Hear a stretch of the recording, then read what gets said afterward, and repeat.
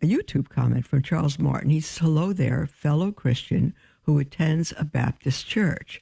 I admittedly have little knowledge of Catholicism, and I have no means to offend with my question.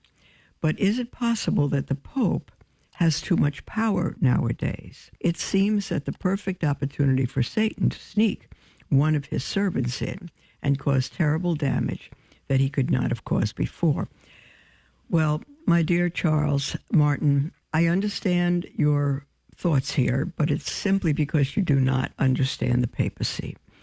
The Pope is the vicar of Christ on earth. There's only one Christ and his vicar, and it comes from Isaiah in the Old Testament, where the king of Israel, when he went on a trip, he appointed a vicar, someone that would govern in his place, and the king physically put the keys to the city on that vicar's shoulder.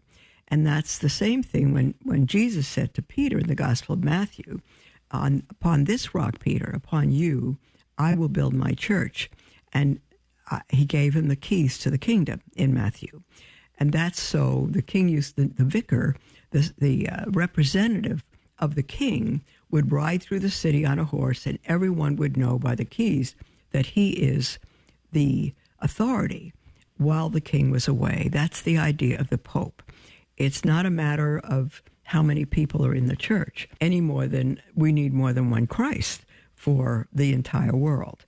The Pope is his vicar on earth, and the Pope's true power comes only through the grace of Christ. He does not have the power from God to proclaim heresy. So if he proclaims something that's wrong, it's not of God. He is a sinful man like the rest of us are. The gift of infallibility is a negative gift. It doesn't mean that everything the Pope says should be believed and lived.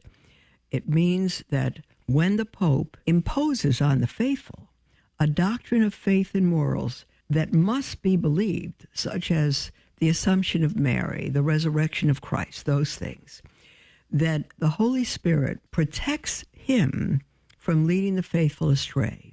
If he proclaims a doctrine such as Pope Pius XII did in 1950 on the Assumption of Mary, which has been believed for 2,000 years, but there was a reason for him to clarify that doctrine.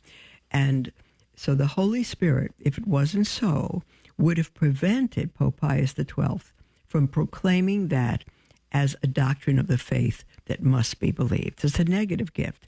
The Holy Spirit stops the Pope from imposing on the faithful what is incorrect. And thankfully, neither Pope Leo, no matter what he said that is grievous, Pope Francis, no matter what he said that is grievous, and other popes, no one since Pius XII in 1950 has proclaimed a doctrine of faith and morals that must be believed by the faithful. And so the Pope is not infallible. He's been given the gift of infallibility to protect the faithful from having error imposed on them when that doctrine is proclaimed by the Pope, which it has not been.